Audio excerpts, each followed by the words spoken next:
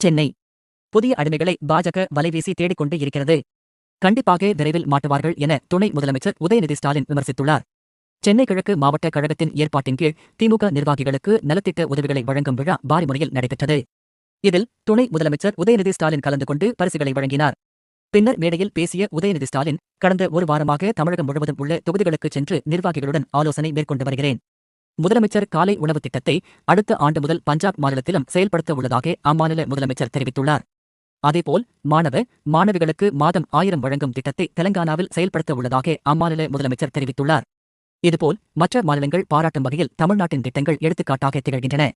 வரும் டிசம்பர் 15ஆம் தேதி முதல் விடுபட்டவர்களுக்கு மகளிர் உரிமைத் தொகை வழங்கப்படும் என்று சட்டசபையில் அறிவித்துள்ளேன்.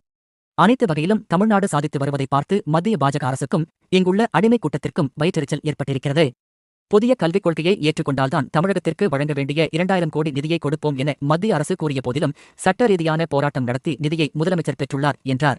முன்னாள் முதலமைச்சர் ஜெயலலிதா இறந்த பிறகு தமிழ்நாட்டின் உரிமைகளை மத்திய பாஜகவிற்கு அடகு வைத்தவர்கள்தான் இந்த அடிமைக் கூட்டம்.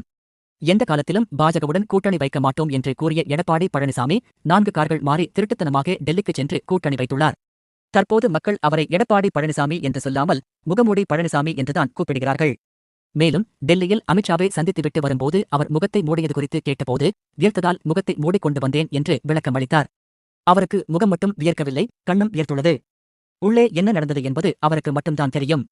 இப்படி ஒரு அடிமைக் கூட்டத்தை பாஜக தயார்படுத்தி வைத்துள்ளது. பாஜகவுக்கு பழைய அடிமைகள் போதவில்லை என்று புதிய அடிமைகளை வலைவீசி தேடிக்கொண்டு இருக்கிறார்கள். கண்டிப்பாக புதிய அடிமைகள் விரைவில் மத்திய பாஜக அரசுக்கு மாட்டுவார்கள்.